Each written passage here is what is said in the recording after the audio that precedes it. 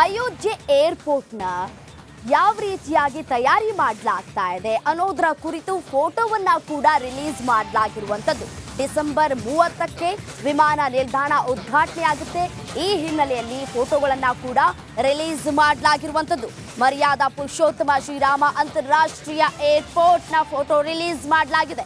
ಕಣ್ಮನ ಸೆಳೀತಾ ಇದೆ ನೂತನ ಏರ್ಪೋರ್ಟ್ನ ಒಂದೊಂದು ದೃಶ್ಯಗಳು. ನಾಡಿದ್ದು ಅಯೋಧ್ಯೆ ಏರ್ಪೋರ್ಟ್ ಉದ್ಘಾಟನೆಯಾಗುವಂತಹ ಬೆನ್ನಲ್ಲೇ ಫೋಟೋಗಳನ್ನ ರಿಲೀಸ್ ಮಾಡಲಾಗಿದೆ. ಏರ್ಪೋರ್ಟ್ ಉದ್ಘಾಟನೆ ಮಾಡಲಿದ್ದಾರೆ ಪ್ರಧಾನಿ ನರೇಂದ್ರ ಮೋದಿ ಅವರು. ಈ ಹಿನ್ನೆಲೆಯಲ್ಲಿ ಈಗಾಗಲೇ ಏರ್ಪೋರ್ಟ್ನಲ್ಲಿ ಟ್ರಯಲ್ ರನ್ ಕೂಡ ಪೂರ್ಣ ಆಗಿರುವಂಥದ್ದು. ಅಯೋಧ್ಯೆ ಏರ್ಪೋರ್ಟ್ನ ಫೋಟೋಗಳನ್ನ ಇದೀಗ ರಿಲೀಸ್ ಮಾಡಲಾಗಿದೆ. ಮರ್ಯಾದಾ ಪುರುಷೋತ್ತಮ ಶ್ರೀರಾಮ ಅಂತಾರಾಷ್ಟ್ರೀಯ ಏರ್ಪೋರ್ಟ್ನ ಫೋಟೋಗಳನ್ನ ರಿಲೀಸ್ ಮಾಡಲಾಗಿದೆ. ಒಂದೊಂದು ಫೋಟೋಗಳು ಕೂಡ ಕಣ್ಮನ ಸೆಳೀತಾ ಇದ್ದಾವೆ. ನೂತನ ಏರ್ಪೋರ್ಟ್ನ ದೃಶ್ಯಾವಳಿಗಳನ್ನ ನೋಡೋದಕ್ಕೆ ಎರಡು ಕಣ್ಣುಗಳು ಕೂಡ ಸಾಲದು, ಆ ರೀತಿಯಾಗಿ ಇರುವಂಥದ್ದು. ನೀವು ಕೂಡ ಆ ದೃಶ್ಯದಲ್ಲೂ ಕೂಡ ಗಮನಿಸ್ತಾ ಇದ್ದೀರಿ.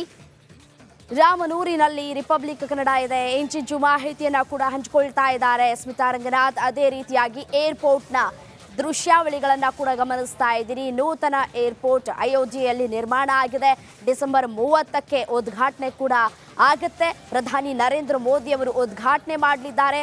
ಈ ಹಿನ್ನೆಲೆಯಲ್ಲಿ ನೂತನ ಏರ್ಪೋರ್ಟ್ ಯಾವ ರೀತಿಯಾಗಿ ಇದೆ, ಒಳಗಡೆ ಯಾವ ರೀತಿಯಾಗಿ ತಯಾರಿಯನ್ನ ಮಾಡಿಕೊಳ್ಳಲಾಗಿದೆ ಅನ್ನೋದರ ಇಂಚಿಂಚು ಮಾಹಿತಿ ಅನ್ನೋದರ ಕುರಿತು ಫೋಟೋಸ್ಗಳನ್ನ ಕೂಡ ರಿಲೀಸ್ ಮಾಡಲಾಗಿದೆ.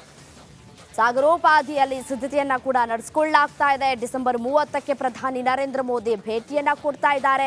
ಭೇಟಿ ಕೊಟ್ಟು ಅಯೋಧ್ಯೆಯ ಏರ್ಪೋರ್ಟ್ ಲೋಕಾರ್ಪಣೆ ಆಗಲಿದೆ. ಡಿಸೆಂಬರ್ 30ಕ್ಕೆ ಮೋದಿ ಸ್ವಾಗತಕ್ಕೆ ಭರದ ತಯಾರಿಗಳು ಕೂಡ ಸಾಗ್ತಾ ಇರುವಂಥದ್ದು. ರಾಮನೂರಿನಲ್ಲಿ ರಿಪಬ್ಲಿಕ್ ಕನ್ನಡ ಇದೆ. ದೃಶ್ಯದಲ್ಲೂ ಕೂಡ ಗಮನಿಸ್ತಾ ಇದ್ದೀರಿ. ಸ್ಥಳಕ್ಕೆ ಭೇಟಿಯನ್ನ ಕೂಡ ಕೊಟ್ಟು ಪರಿಶೀಲನೆಯನ್ನ ಕೂಡ ಮಾಡ್ತಾ ಇದ್ದಾರೆ. ಆ ಫೋಟೋಗಳನ್ನ ಕೂಡ ರಿಲೀಸ್ ಮಾಡಲಾಗಿರುವಂಥದ್ದು. ಏರ್ಪೋರ್ಟ್ ಯಾವ ರೀತಿಯಾಗಿ ತಯಾರಾಗಿದೆ ಅನ್ನೋದರ ಕುರಿತು ಒಂದೊಂದು ಫೋಟೋಗಳು ಕೂಡ ಕಣ್ಮನ ಸೆಳೀತಾ ಇದ್ದಾವೆ. ಅಯೋಧ್ಯೆ ಏರ್ಪೋರ್ಟ್ ಫೋಟೋಸ್ಗಳನ್ನ ರಿಲೀಸ್ ಮಾಡಲಾಗಿದೆ. ದೃಶ್ಯದಲ್ಲಿ ಗಮನಿಸ್ತಾ ಇದ್ದೀರಲ್ಲ, ಅದೇ ಫೋಟೋಗಳು, ಏರ್ಪೋರ್ಟ್ನ ಫೋಟೋಗಳು. ಮಂದಿರ ಲೋಕಾರ್ಪಣೆಗೆ ಒಂದು ಕಡೆ ಸಿದ್ಧತೆ ಸಾಗ್ತಾ ಇದ್ರೆ, ವಿಮಾನ ನಿಲ್ದಾಣದ ಫೋಟೋಗಳನ್ನ ಇದೀಗ ರಿಲೀಸ್ ಮಾಡಲಾಗಿರುವಂಥದ್ದು. ಕೇವಲ ಇನ್ನು 2 ದಿನ ಬಾಕಿ ಇರುವಂತಹ ಹಿನ್ನೆಲೆಯಲ್ಲಿ ಉದ್ಘಾಟನೆಗೆ ಸಿದ್ಧತೆ ಆಗಿದೆ ಏರ್ಪೋರ್ಟ್ನಲ್ಲಿ.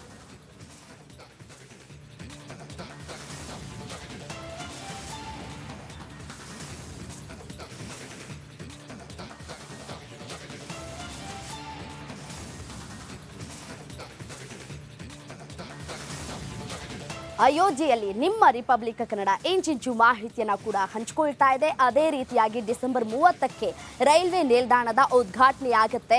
ಆ ಕುರಿತು ನಮ್ಮ ಪ್ರತಿನಿಧಿ ಸ್ಮಿತಾ ರಂಗನಾಥ್ ಒಂದು ವಾಕ್ಥ್ರೂ ನಡೆಸಿದ್ದಾರೆ ರೈಲ್ವೆ ನಿಲ್ದಾಣದಲ್ಲಿ. ಬನ್ನಿ ನೋಡ್ತಾ ಹೋಗೋಣ. ಸರಿಸುಮಾರು 10,000 ಸ್ಕ್ವೇರ್ ಮೀಟರ್ನಷ್ಟು ವಿಸ್ತಾರವಾಗಿದೆ ಈ ಒಂದು ಅತ್ಯಾಧುನಿಕ ರೈಲ್ವೆ ನಿಲ್ದಾಣ. 2018ರ ನವೆಂಬರ್ನಲ್ಲಿ ಪುನರ್ ನಿರ್ಮಾಣ ಕಾರ್ಯ ಪ್ರಾರಂಭವಾಯಿತು. ಆಗಿನ ಬಜೆಟ್ 240 ಕೋಟಿ. ಹಾಗೆ ಇದರ 2ನೇ ಹಂತದ ಅಭಿವೃದ್ಧಿ ಕಾರ್ಯಕ್ಕೋಸ್ಕರ ಈಗ ಆಲ್ರೆಡಿ 480 ಕೋಟಿಯ ಬಜೆಟ್ ಎಸ್ಟಿಮೇಷನ್ ಅನ್ನು ಮಾಡಿಕೊಳ್ಳಲಾಗಿದೆ. ಯಾಕಿಷ್ಟು ವೆಚ್ಚ ಅನ್ನೋದಕ್ಕೆ ಸ್ಪಷ್ಟ ಉತ್ತರ ವರ್ಲ್ಡ್ ಕ್ಲಾಸ್ ಫೆಸಿಲಿಟಿ. ಪ್ರಯಾಣಿಕರ ಅನುಕೂಲಕ್ಕೋಸ್ಕರ ವರ್ಲ್ಡ್ ಕ್ಲಾಸ್ ಫೆಸಿಲಿಟಿಯನ್ನು ಈ ರೈಲ್ವೆ ನಿಲ್ದಾಣದಲ್ಲಿ ನೀಡಲಾಗ್ತಾ ಇದೆ. ಅದರಲ್ಲೂ ಪ್ರಮುಖವಾಗಿ 3 ಪ್ಲಾಟ್ಫಾರ್ಮ್ಗಳನ್ನು ಒಳಗೊಂಡ ಈ ರೈಲ್ವೆ ನಿಲ್ದಾಣದಲ್ಲಿ ಪ್ರಯಾಣಿಕರ ಅನುಕೂಲಕ್ಕೆ ಪಾರ್ಕಿಂಗ್ ಸ್ಪೇಸ್, ಹಾಗೆ ಇಲ್ಲಿನ ಸಿಬ್ಬಂದಿಗಳು ಉಳಿದುಕೊಳ್ಳಿಕ್ಕೆ ಜಾಗ, ಹಾಗೆ lift, escalator, air condition waiting lounge, food plaza ಇದೆಲ್ಲವನ್ನ ಕೂಡ, ಅದರಲ್ಲೂ ಪುರುಷರಿಗೆ ಹಾಗೆ ಮಹಿಳೆಯರಿಗೆ ಪ್ರತ್ಯೇಕವಾಗಿ ಡಾಮೆಂಟರಿ ಫೆಸಿಲಿಟಿಯನ್ನು ಕೂಡ ಮಾಡಲಾಗ್ತಾ ಇದೆ. ಹೀಗಾಗಿ ಒಟ್ಟು ಮೊದಲ ಹಂತದಲ್ಲಿ 240 ಕೋಟಿ, ಹಾಗೆ 2ನೇ ಹಂತದಲ್ಲಿ 480 ಕೋಟಿ ರೂಪಾಯಿ ವೆಚ್ಚದಲ್ಲಿ ಅಯೋಧ್ಯೆಯ ಈ ನೂತನ ರೈಲ್ವೆ ನಿಲ್ದಾಣ ನಿರ್ಮಾಣವಾಗಿದೆ. ಇದೇ 30ನೇ ತಾರೀಕು ಪ್ರಧಾನಿ ನರೇಂದ್ರ ಮೋದಿ ಅವರು ಈ ಒಂದು ರೈಲ್ವೆ ನಿಲ್ದಾಣವನ್ನು ಲೋಕಾರ್ಪಣೆ ಮಾಡಲಿದ್ದಾರೆ. ಇದು ಅಯೋಧ್ಯೆಯ ರೈಲ್ವೆ ನಿಲ್ದಾಣದ ಕುರಿತಾದ ಒಂದಷ್ಟು ಮಾಹಿತಿ.